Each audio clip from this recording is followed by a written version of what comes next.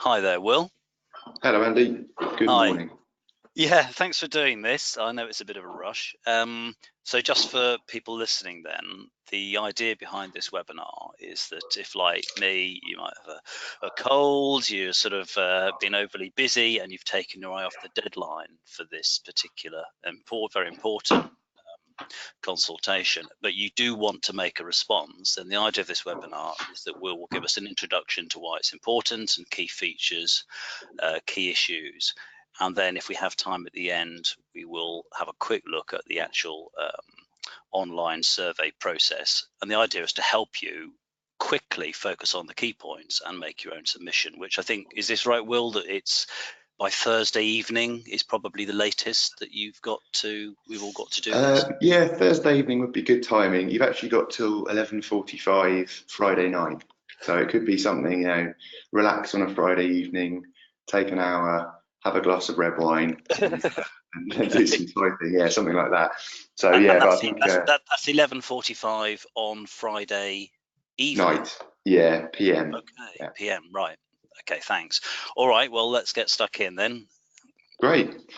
Yeah, thanks, Andy. So this is a presentation that was originally given to the Letty Design Guide launch. I've sort of repurposed it. Not my slides, they're Thomas's slides who I work with, but the idea is to just pick up the key themes from a number of people's work who've contributed to the Letty advice on what we think could be a good response, and also the Passive House Trust on what they think would be a good response. And a lot of those people are AECB members, so there's a lot of crossover. Great. So the sort of point here is that we need some action here. This is a really good point where people who are worried about climate change and about bigger issues, and sometimes when it's very hard to find tangible, tenable things to do, this is one thing you can definitely do, and it wouldn't take very long. So there's a sort of, tonight, tomorrow night, Friday night, have a go. Good. So it's 1 hour. We'll come back to that at the end. So this is what we're talking about. It's a sort of quite a low-key thing on MHCLG's website, the Future Home Standard, incorporating Part L, which actually covers new build for residential and non-residential. So already the sort of home standard is a bit misleading. And it also covers changes to Part F, which is about ventilation. And crucially, it's about new buildings. It's the 2020 standard, and that will be the next 5 years of new buildings, so up to 2025. And by 2025, there's only 25 years left till 2050. So it's a really sort of crucial time to set the trajectory. Interestingly, the actual consultation, there's very little about the Future Home Standard. So it only really gives indications of direction. It doesn't say anything about what it's going to be. And most of the consultation is about the itty bitty parts of Part L 2020, which is coming into force this year. So just to go through those bits, the issue with just the general indication we have with the Future Home Standard is the timeline. This is an extract from the consultation, and the key themes here are that in 2021, next year, they're going to establish a task force. 2022 working groups and an interim report, and it's not going to be until 2024 that they release the consultation on what the Future Home Standard will be. And we're saying this is far too slow. The AECB and others have been saying this is ready now. It's not a technology issue. We know what we need to do. So this is, it's almost embarrassingly slow. As Letty, we can't wait more than 4 years, and this is that emergency. We've got to act now. And the good news is that this was at the Letty Climate Emergency Design Guide launch, but the draft is ready. This is a document which says for new buildings what they need to do for climate change and to have an effect. And it was written with voluntarily by over 100 building professionals, mainly in London, but actually nationally as well.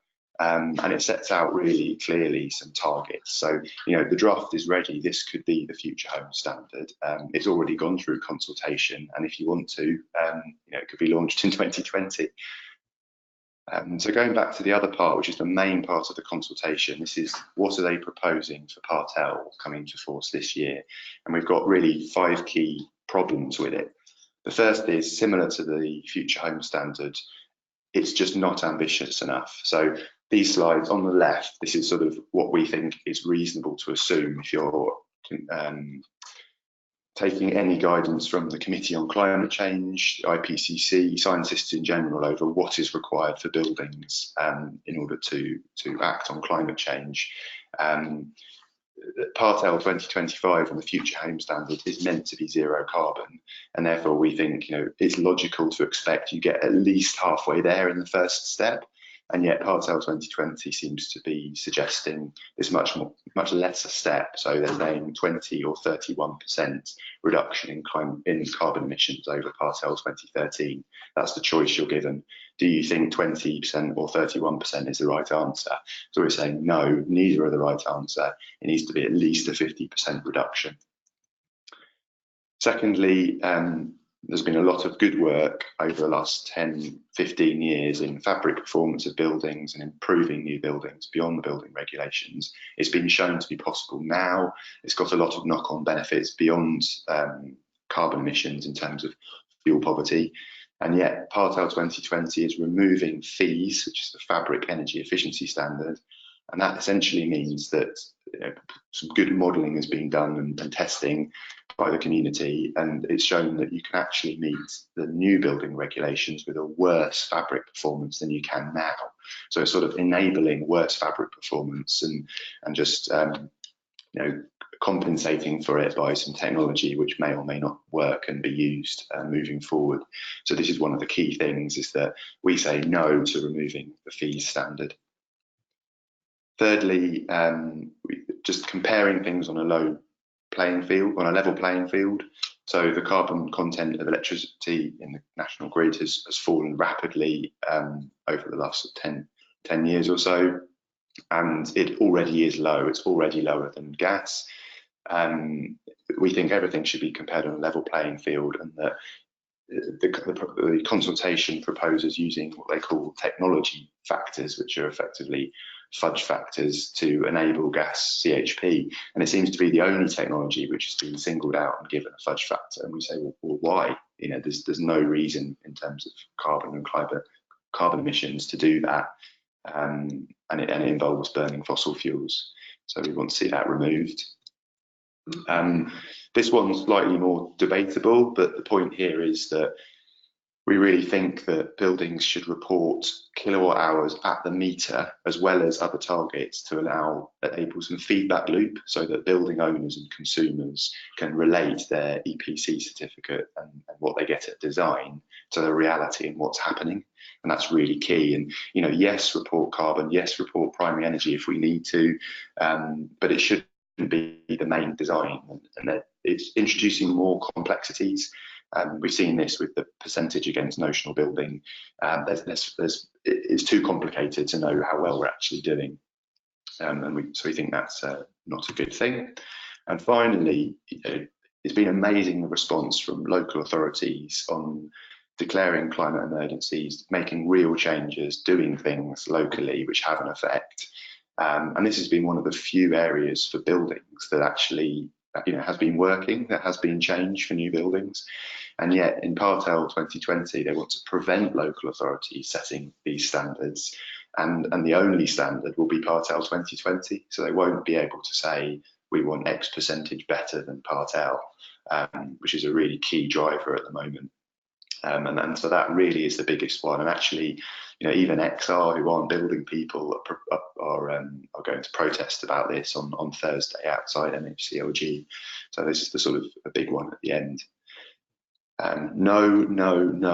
This is really, it's quite depressing. This has been written by building professionals, our contemporaries, and the sort of lack of understanding and realization about how this should and can align with our trajectory to zero carbon by 2050 is quite depressing. So yeah, we've got to stand up and have an effect. Here's some sort of motivational quotes by David in Attenborough just this year. Not a building person, but a good person to go to. We have to realise that this is not playing games, and I think that's really key. We've got to do something here, and a compromise is not what's needed. We actually need to make something, do something major, and have real change. So as a professional, it's not let this happen. Looking back in the past, the 2012 consultation, there were 53, let's say, architects, engineers and surveyors who were counted as a respondent, and the others have maybe got more of a commercial, well, everyone's got a commercial interest in buildings, but specifically the quality of buildings. These are the professionals who really should be upholding and what happens. So this time round,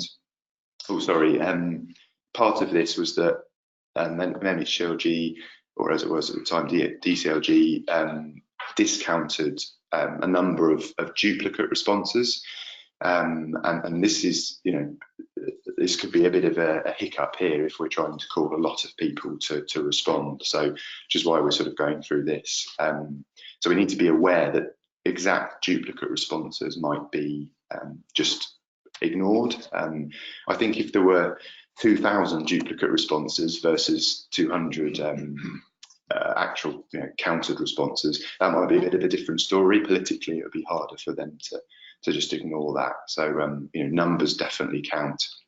Here's two sort of scenarios then. In the first scenario, the same as last time happens, and a lot of other people are sort of reassuring MHCLG that they're going in the right direction and that this will mean lots of homes are built and and I think what we need is the second scenario, where there are a lot of people who stand up and say this isn't good enough, we can do much better, we will still be able to build 200,000, 300,000 homes a year, no problem, the technology's there, let's just get out there and do it. And that's what's really needed here. So that's what we want to see. So that's the last bit. So Andy, here's the how-to. So I think there's a number of places you can get a response from, and basically these are a Word document with every answer, a suggested response in terms of there's a yes/no question, and then some follow-up information. So perhaps we could have a look at the online survey. Let me just go through these. So the sort of how-to is download the full response, and then you've got two options. You can fill in an online survey, or you can modify the Word document, put your own name on it. You can respond either as a company or as an individual, so individual responses count. And then there's the email address there. And lastly, you've got a few options. I think it's worth saying that it's worth, even if you just answer some of the yes/no questions, the key ones, it's really important you do that. If you've got a bit longer, have some thought and consider what's been written and answer that.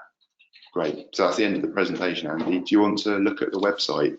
Yeah, thanks, Will. That was very clear, actually. I will, if I change over to to be the presenter, we'll look at that online survey together and just sort of whiz through that and pull out maybe some sort of key points. Right. One of the things that I'm interested in this is, do you think people understand that worsening the insulation levels of new buildings is not sort of covered by decarbonising the grid?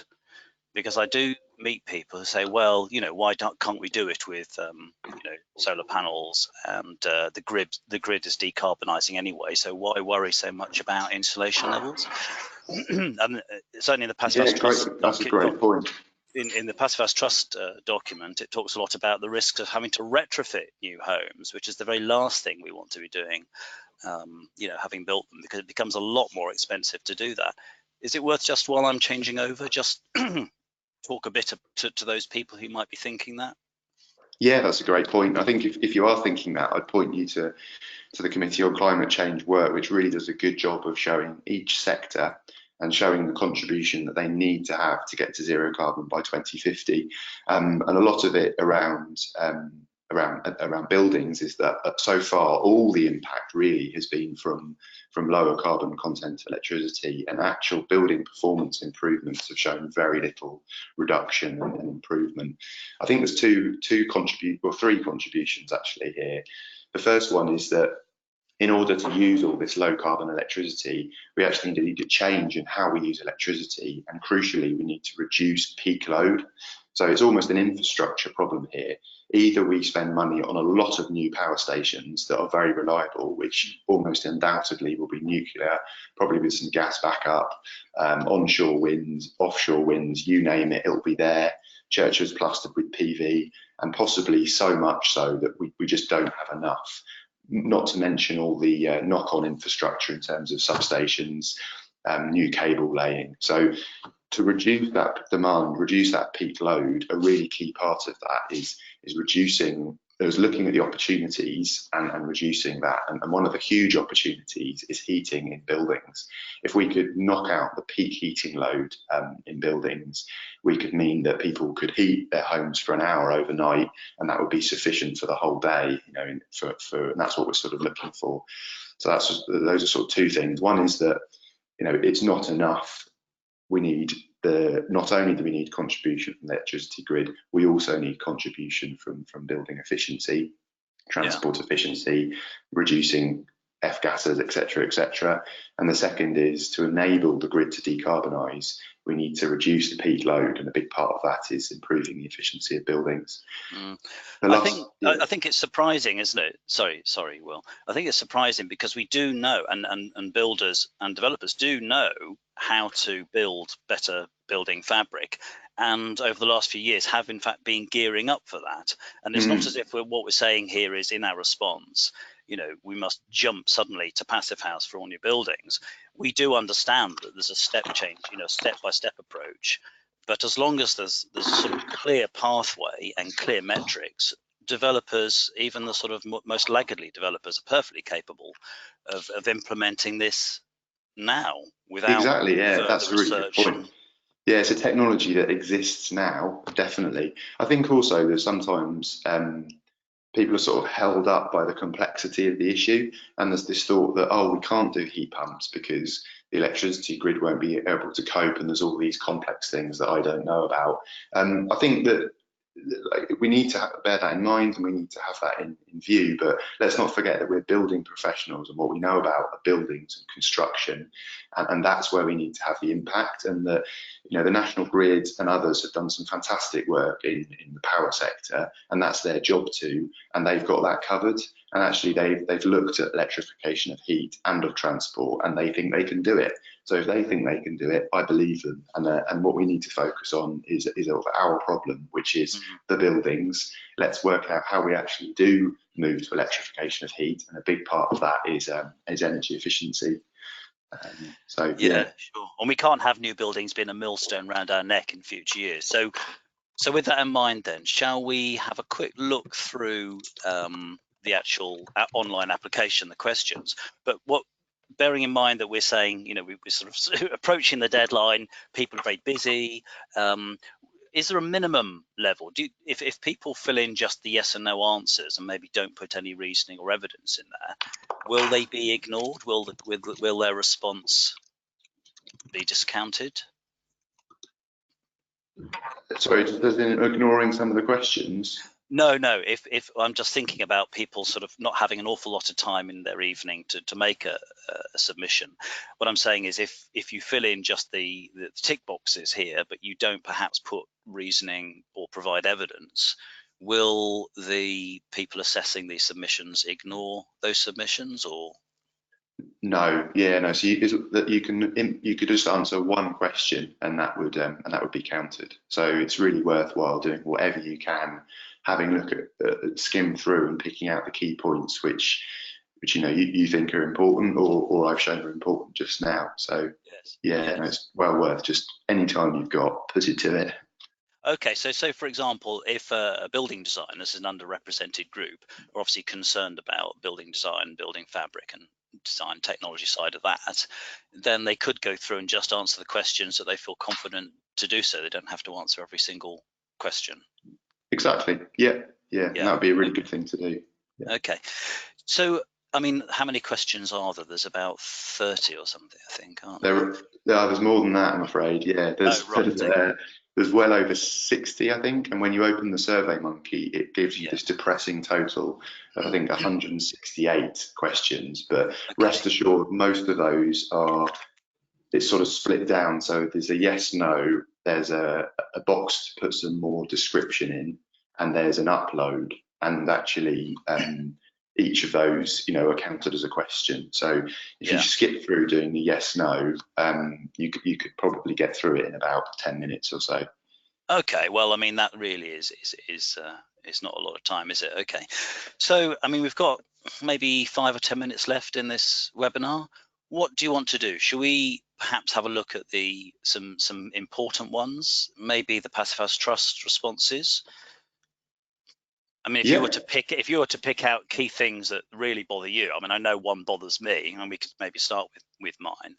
I mean, if we just go straight to the question 13, unlucky for some, I find this very frustrating. This isn't necessarily a technical one. Where is it? Question 13. It's the one where local authorities are being denied the ability to go beyond. Might do a find on that one. That's part of the problem. I think as well, Andy, it might be worth just looking at the actual question document, because I'm worried that people have the actual survey is maybe there we are. Okay. And just maybe just show some of the answers. Right. Great. Yeah, I've got both there. Maybe excellent. Pick out some examples then, if you. Yeah, I mean, starting at the top, I think I think the way that that it's structured, the sort of first half, so I'd say the first sort of 20, 30 questions have got a lot of those core points in. And unfortunately, as is often said, the power is with the person asking the question, sorry. So the questions are worded in a way that it's actually very difficult to get our thoughts across. Yes. So if you've got the time, really taking the Word document and adding a page or two up front about your thoughts about what's being asked is worth doing as well. But Passive House Trust is obviously given a lot of text, and the idea is that the block of text would go in the if no, please explain your reasoning box. And you could sort of take the core information there and create your own answer. And there's some good resources there to go through. So yeah, that first one, is the target good enough? And we're saying, the answer is unfortunately no, quite often. And that's quite depressing, really, in terms of how this has been put together. I mean, I would, if I'm rushing, and I've read the Passive House Trust document, and I agree with everything, pretty much everything it says. Now, and the temptation is to cut and paste into there. I think that's fine. I think it's got to be your opinion, because that's the point of the consultation.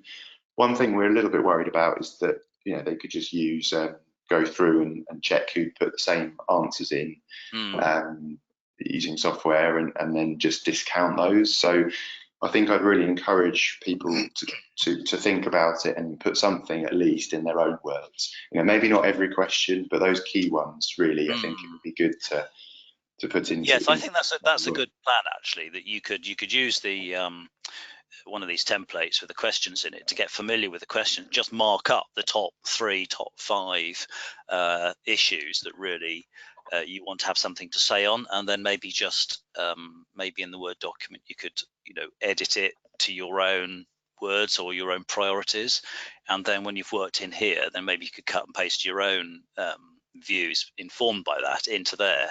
That seems like quite a good working method, doesn't it? Yeah, no, I think that sounds like a good point. Yeah. So I think, we could just highlight some of the questions at the beginning, some of the key ones. Well, I think what I'll do, because that was my actually live response, my Simmons Mills Architects hat on, so I don't think I'll play around with that. I'm not ready. Maybe we could take the questions off here. You haven't done it yet, Andy? No, that's why I suddenly thought of this this Great. webinar Well, idea. yeah, cut it base.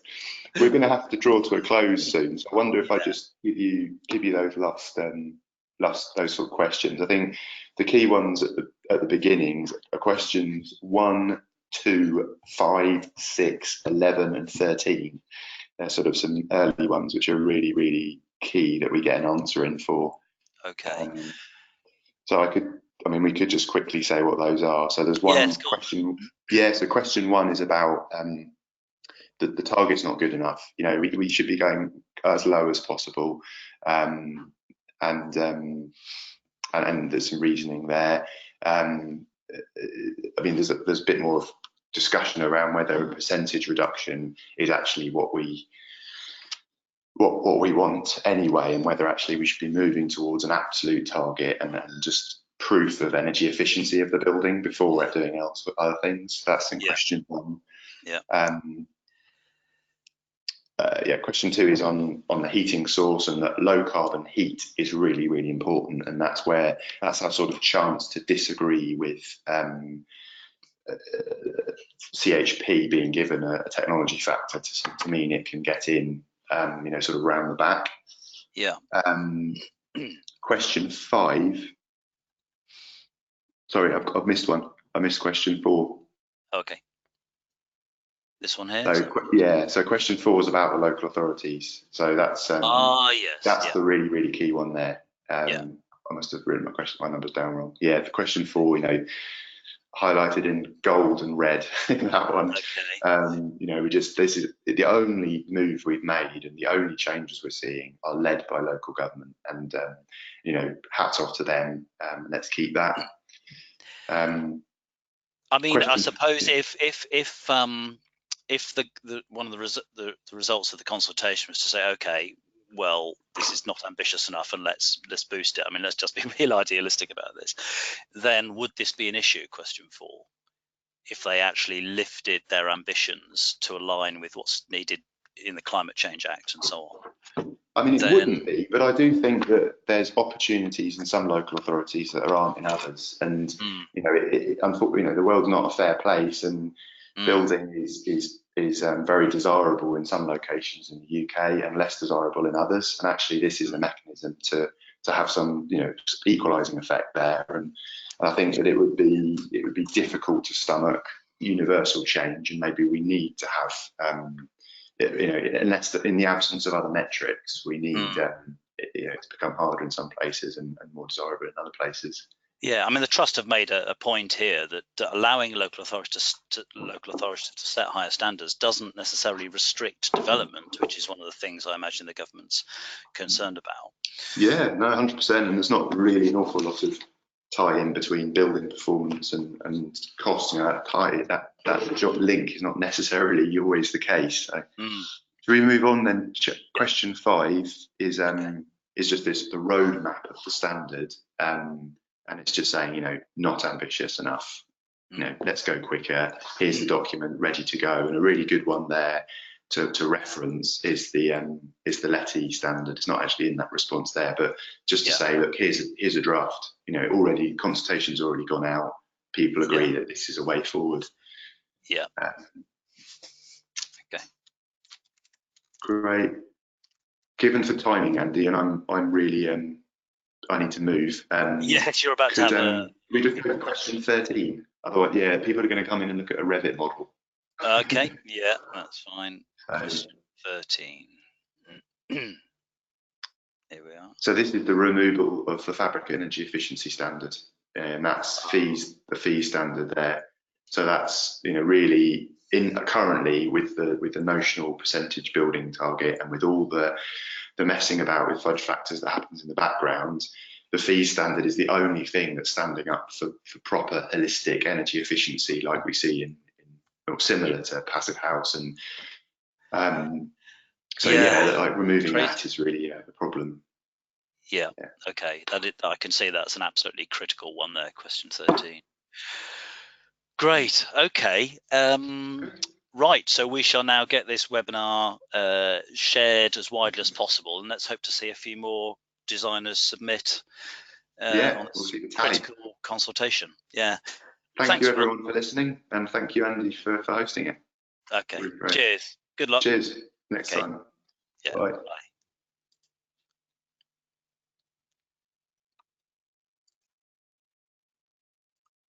Hello.